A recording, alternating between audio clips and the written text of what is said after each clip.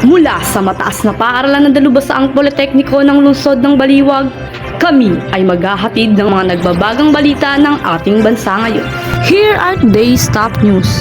Presyo ng langis at krudo sa bansa ngayon ay nagtaasan dahil sa nanatiling gulo ng Iran, Israel at USA. Dahil sa kakulangan ng budget ng bansa, Pangulong Marcos ay inaasahang mangungutang ng humigit kumulang 2.7 milyon upang matustusan ang gastusin ngayong 2026. Grupong Piston ay nagbabadyang maglunsad ng transport strike dahil na rin sa dulot ng pagtaas ng langis sa ating bansa. Ilang mga akusado dahil sa flood control project ay ililipat na sa Quezon City Regional Trial Court. Value ng dollar ngayon sa ating bansa ay tumaas na sa 60 pesos kada isa. Dahil sa pagtaas ng jet fuel, Acting Transportation Secretary Giovanni Lopez gumawa ng hakbang upang mapigilan ang pagtaas ng pamasahe sa ating bansa. Gobyerno at mga toll concessionaire nagkasundo upang bigyan ng discount ang mga pampublikong sasakyan sa ating bansa. Dahil sa lumalaking populasyon ng mga Pilipinong walang trabaho, ilang grupo tuminig ng agarang resolba.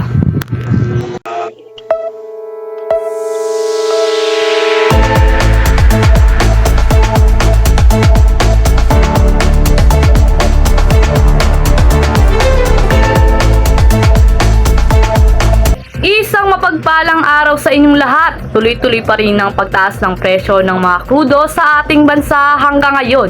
Nagsimula ito noong ika-17 ng Marso nang magkaaberya sa daluyan ng langis dahil sa lumalaking hidwaan ng Iran, Israel at USA. Tumaas noon ang litro ng diesel hanggang 22.30 pesos at ang litro naman ng gasolina ay tumaas ng 17 pesos. At ngayon ay papalo pa ito hanggang 114.90 hanggang 115 kada litro. At maaari pa itong pumalo hanggang sa 130 kada litro at patuloy pa itong lalago hanggat hindi nareresolbahan ang lumalaking gulo sa pagitan ng mga nasabing bansa. At inyo namang pakinggan ang balita mula sa labas ng Malacanang. Ang maghahatid ulat nito ay si Ashley Villanueva. Ashley, ano na ang nangyayari dyan ngayon? Salamat, Sofia. Inaasahang mangutang ang pamahalaan ng higit kumulang 2.7 trillion pesos upang matugunan ang kakulangan sa budget para sa taong 2026. Ayon sa ulat, ang pambansang budget ay aabot sa 6.79 trillion pesos na gagamitin para sa mga makakandang proyekto tulad ng paggawa ng mga kalsada, pagpapabuti ng mga paaralan at pagpapatakbo ng mga ospital. Ngunit hindi sapat ang nakokolektang buwis upang tustusan ang mga gastusin. Dahil dito, aharap ang bansa sa tinatayang 1.6 trillion budget deficit kaya planong mangutang ang gobyerno mula sa lokal at international na institusyon. Sinasabi ng mga eksperto na mahalaga ang pangutang upang mapanatili ang pag-unlad ng ekonomiya. Gayunpaman, may pangangamba na malaking bahagi ng budget ay mapupunta lamang sa pagbabayad ng utang at interes na maaaring makapekto sa pondo para sa serbisyong panlipunan. Samantala, patuloy ang pagbabantay ng publiko sa epekto nito sa ekonomiya at sa pang-araw-araw na buhay ng mga Pilipino. Mula dito sa Malacanang, Ashley Villanueva, patuloy na nagbahatid ng balitang pang-ekonomiya. Maraming salamat, Ashley. Sa iba pang balita, nakaamba ang isang transport strike ngayong buwan. Narito naman si Rica Glyza Manta, maghahatid ng balitang ito. Rica, kamusta naman dyan sa lugar mo ngayon? Masyadong komplikado na dito ngayon, Sofia. Kasi ang grupong Piston ay nagbabalak na magsagawa ng transport strike sa katapusan ng Marso 2026. Dahil sa inaasahang malaking pagtaas ng presyo ng diesel na maaaring umabot sa 23 pesos kada litro. Ayon sa grupo, dulot ito ng patuloy na krisis sa gitnang silangan na nagpapataas ng presyo ng langis sa mundo. Pinahayag ni Piston leader Modi Floranda na malaki ang mawawala sa mga tsuper sa taas ng presyo ng crudo.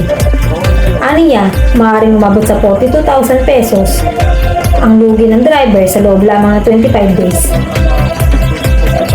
Bagamat naglaan ng pamahalaan ng 2.5 billion peso para sa fuel subsidies ang mapababa ang presyo. Samantala, patuloy na naghahanap ng solusyon ang Department of Transportation sa sitwasyon. Patuloy natin tututukan ang mga susunod na kaganapan hinggil sa isyong ito. Mula dito sa Inukay, Rika Glyza Banta, maghahatid sa inyo ng balitang pang-ekonomiya. Maraming salamat, Rika. Dumako naman tayo sa usaping legal. Inilipat na sa Quezon City Regional Trial Court ang 3 kaso ng umano'y anomalya sa flood control project. Ayon sa Department of Justice, ang mga kasong ito ay isinampa laban sa ilang individual na may kaugnayan sa kontraksyon at Department of Public Works and Highways. Nakatakdang isagawa ang pre-trial sa 2 kaso sa April 3. Samantalang may ilang akusado na kasalukuyang nakakulong habang ilan naman ay ginawang state witnesses. Layunin ng hakbang na ito na mapabilis ang pagdinig at maresolbahan ang kontrobersyal sa issue na ito. Samantala, may tulong pinansyal para sa mga drivers. Pinangunahan ni Ferdinand Marcos Jr. ang pamamahagi ng 5,000 cash aid sa mga tricycle drivers at jeepney drivers sa Metro Manila.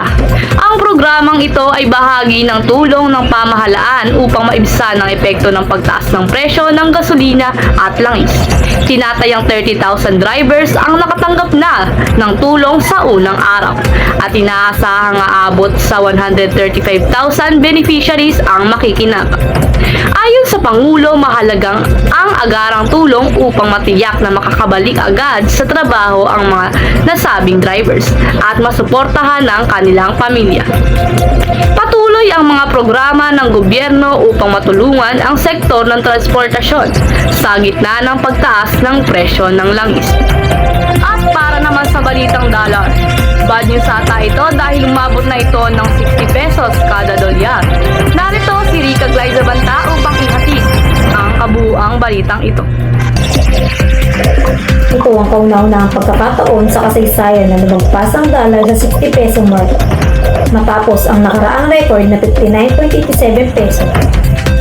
Sa gitna ng matinding paggalaw ng merkado, umabot pa ito sa 60.40 bago bagyang bumawi bago mag-close ang market. Mukhang hindi ito makakabuti sa ekonomiya natin, Rika. Tama iyon, Sophia. Dahil sa pagtaas ng interest rate ng dollar, mas bumababa naman ang halaga ng peso. Kaya lubha ito nakababahala sa ating ekonomiya. At ako, si Glyza Banta, nag-uulat para sa balitang pang-ekonomiya. Salamat, Rika. Samantala, bilang tugon sa tumataas na presyo ng jet fuel, may magandang balita naman para sa mga biyahero. At nandito muli si Ashley Villanueva upang ihatid ang balita. Maraming salamat, Sophia. Ang Acting Transportation Secretary Giovanni Lopez ay nabuutos na bawasan ng passenger service charges at airport navigation fees sa lahat ng mga paliparang tinatatakbo ng PAAP. Layunin nito na pigilin ang sobrang pagtaas ng pamasahe sa eroplano at mapanatiling abot kaya ang flight fares para sa mga Pilipino. Bukod dito, pinabilis na rin ng Civil Aviation Board ang kanilang evaluation period sa 15 araw na lamang para sa mas mabilis na adjustment na presyo ng ticket kapag bumalik na sa normal ang merkado. Patuloy na babantayan ng pamahalaan ang sitwasyon nito upang sigurong mananatiling matatag ang ating ekonomiya at serbisyong publiko sa gitna ng mga pagbabagong ito. Ako muli si Ashley Villanueva, nag-uulat para sa balitang pang-ekonomiya. Maraming salamat, Ashley. Isang malaking bawas gastos para sa ating mga jeepney drivers at operators. Simula ngayong linggo, ipatutupad na ang toll relief program para sa mga pampubliko sasakyan at freight truck sa gitna ng patuloy na pagtaas ng presyo ng langis sa buong mundo. Magandang balita ito para sa transport sector. Dahil simula noong March 23, 2026 ay opisyal nang sinimula ng 2 buwang temporary toll discounts para sa mga public utility vehicle, bus at freight truck sa bansa. Malaki ang matitipid ng ating mga drivers dahil aabot lamang ito sa 47 per end-to-end trip para sa Class 2, habang hanggang 72 kada biyahe naman ang matitipid para sa Class 3 vehicle.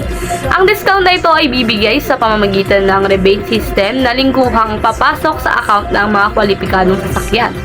Ang initasyong ito ay bunga ng voluntaryong kasunduan sa pagitan ng government at ng major tollway concessionaires gaya ng San Miguel Corporation, Metro Pacific Tollways Corporation, at iba pa. Ayon sa Transportation Secretary Vince Dizon Lopez, mahalaga ang hakbang na ito dahil hindi lang ito para sa mga drivers kundi para maiwasan na rin at mapanatili ang katatagan ng ating ekonomiya sa biglaang pagtaas ng presyo ng mga bilihin at serbisyo. Bukod sa general discount, sinulunsad din ang Pasada Pass para sa mga jeepney drivers na gumagamit ng NLEX Open System. Magbibigay ito ng unlimited daily passage sa mas mababang halaga. Ang utos na ito ay direktang nagmula sa Presidente ng Pilipinas na si President Ferdinand Marcos Jr. bilang tugon sa energy crisis na pinalalaan ng tensyon ng Middle East. Layunin ng gobyerno na magbigay ng financial buffer para sa mga transport workers na hindi lamang dapat mahirapan sa pagtaas ng mga presyo ng gasolina.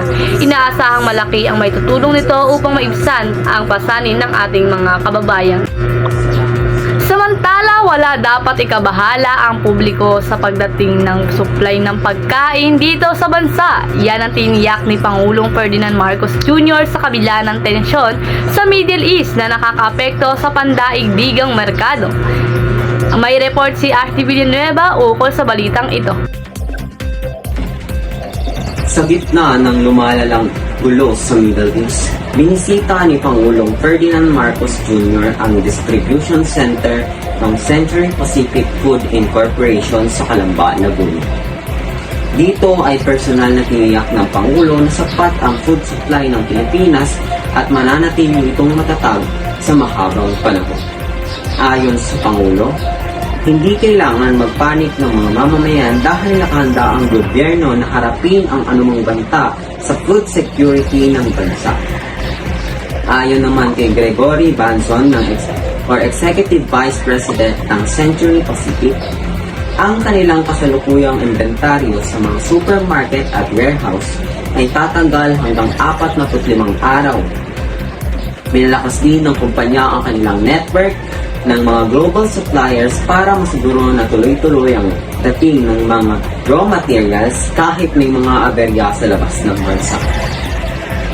Bukod sa sapat na supply, tiniyak din ng Pangulo na hindi agad gagalaw ang presyo ng mga pangunahing bilihin.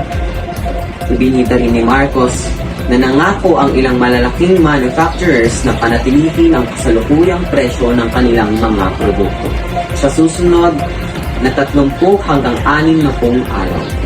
Ito ay bahagi ng pakikipagtulungan ng mga pribadong sektor para hindi mabigatan ang bulsa ng mga mamimili. Sa panig naman ng gobyerno, iniulat ni DTI Secretary Cristina Aldeguer Roque na batay sa kanilang mga inspeksyon sa grocery at manufacturing plants, wala silang nakikitang senyales na hoarding o profiteering ng buong bansa. Salamat Ashley, at sa iba pang balita, nasa bingit ng isang job crisis ang bansa matapos pumalo sa halos 3 milyon ang bilang ng mga Pilipinong walang trabaho. Sa gitna ng nakakabahalang datos nito, nananawagan ang mga labor groups na agarang aksyon mula sa gobyerno.